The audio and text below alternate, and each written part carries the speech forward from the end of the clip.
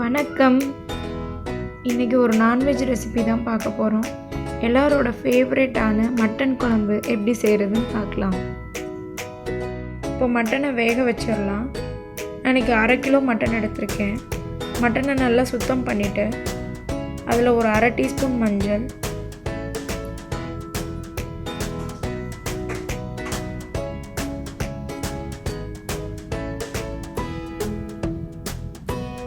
தேவையான அளவு உப்பு, 1 டேபிள் ஸ்பூன் நல்லெண்ணெய் சேர்த்து நல்லா கலந்து விட்டுக்கோங்க. இப்போ குழம்புக்கு தேவையான தண்ணி ஆட் பண்ணிக்கிறேன். நான் 2 கிளாஸ் தண்ணி சேர்த்துருக்கிறேன். உங்களுக்கு எவ்வளோ தேவையோ அவ்வளோ ஆட் பண்ணிக்கலாம். இப்போ குழம்புக்கு தேவையான மசாலா எல்லாத்தையும் வறுத்து அரைச்சிக்கலாம். இப்போ வறுத்தரைக்கிறதுக்கு தேவையான பொருட்கள் என்னென்னு பார்க்கலாம். 1 டேபிள் ஸ்பூன் மிளகு,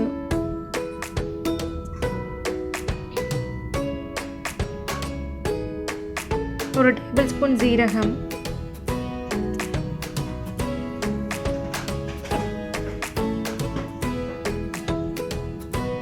அப்புறம் 1 டேபிள் ஸ்பூன் சோம்பு.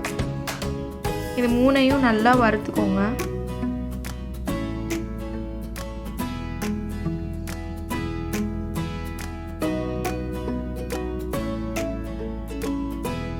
இப்போது இதோட ஒரு 2 டேபிள் ஸ்பூன் துருவின தேங்காய் ஆட் பண்ணி நல்லா பச்சை வாசனை போகிற வரைக்கும் வறுத்துக்க போகிறேன்.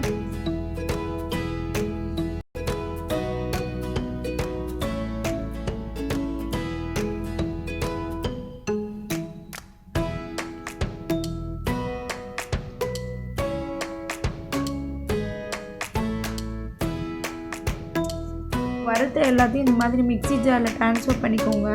இது கூட 1 இன்ச் இஞ்சி, 5 பல் பூண்டு போட்டு அரைச்சிக்கலாம். இப்போ குழம்புக்கு தேவையான மசாலா பேஸ்ட் ரெடி ஆயிடுச்சு. இப்போ குழம்பு செய்ய ஸ்டார்ட் பண்ணிடலாம். ஒரு கடாயை காய வச்சு அதில் 4 டேபிள் ஸ்பூன் நல்லெண்ணெய் விட்டுக்கிறேன்.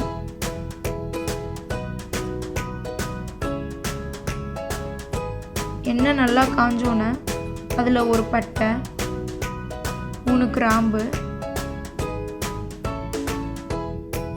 அப்புறம் கொஞ்சம் சோம்பு ஆட் பண்ணிக்கோங்க.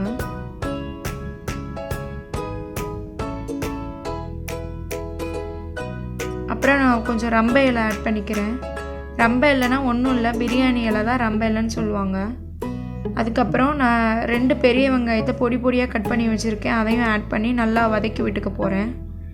இது கூட தேவையான அளவு கருவேப்பிலை சேர்த்துக்கோங்க. சேர்த்துட்டு நல்லா வதக்கி விட்டுக்கோங்க. இப்போ வெங்காயம் நல்லா பொன்னிறம் ஆயிடுச்சு. இந்த ஸ்டேஜில் நான் 3 தக்காளியை பொடி பொடியாக கட் பண்ணி வச்சுருக்கிறேன். அதை ஆட் பண்ணிக்கிறேன். தக்காளி நல்லா வெந்து ஓரளவுக்கு பேஸ்ட் ஆகி வரணும். நல்லா கிளறி விட்டுக்கோங்க. தக்காளி ஓரளவுக்கு நல்லா வெந்துருச்சு. இந்த ஸ்டேஜில் நம்ம வறுத்து அரைச்சி வச்சுருக்க மசாலாவை ஆட் பண்ணி நல்லா கலந்து விட்டுக்கலாம். இந்த மசாலாவோட பச்சை வாசனை போகிற வரைக்கும் நல்லா வேக விடணும்.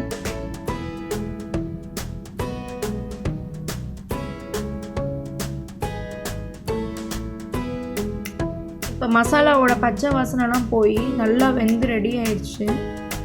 இப்போ இந்த ஸ்டேஜில் நம்ம மசாலா பொடியெல்லாம் ஆட் பண்ணிக்கலாம். ஒரு 1/2 டீஸ்பூன் மஞ்சள், 2 டேபிள் ஸ்பூன் மிளகாய்த்தூள், 3 டேபிள் ஸ்பூன் மல்லித்தூள் ஆட் பண்ணிக்கிறேன்.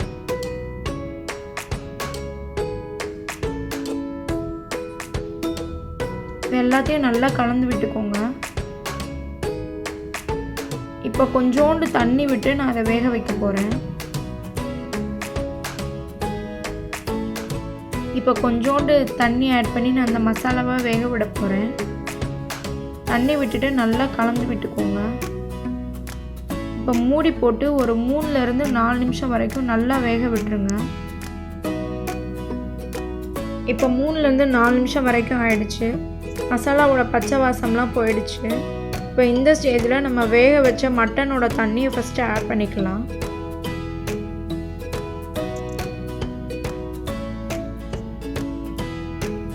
மசாலா எல்லாமே நல்லா கரையிற மாதிரி கலந்து விட்டுக்கோங்க. இப்போது இதில் தேவையான அளவு உப்பு ஆட் பண்ணிக்கோங்க.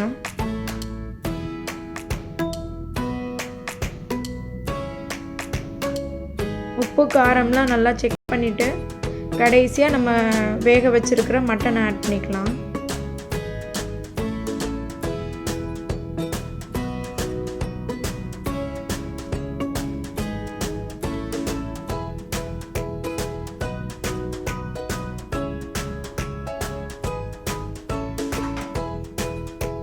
இப்போ மட்டனை ஆட் பண்ணிவிட்டு நல்லா எல்லாத்தையும் ஒன்றா கலந்து விட்டுருங்க.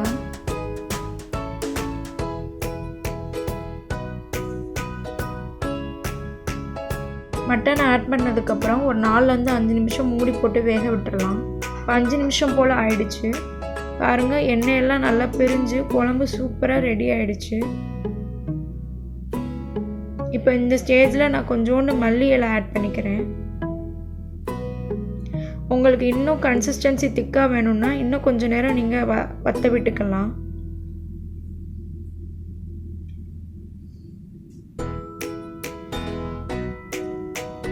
டேஸ்டியான மட்டன் குழம்பு ரெடி ஆகிடுச்சு. நீங்களும் இதை உங்கள் வீட்டில் ட்ரை பண்ணி பாருங்கள். நம்ம சேனல் பிடிச்சிருந்துச்சுன்னா லைக் பண்ணுங்கள், ஷேர் பண்ணுங்கள், மறக்காமல் சப்ஸ்கிரைப் பண்ணுங்கள். கீழே இருக்க பெல் பட்டனை கிளிக் பண்ண மறந்துடாதீங்க. அப்போ தான் நான் போடுற வீடியோஸ் எல்லாமே உங்களுக்கு நோட்டிஃபிகேஷன்ஸில் வரும். நீங்கள் தவறாமல் என்னோடய வீடியோ எல்லாத்தையும் பார்க்கலாம். நன்றி.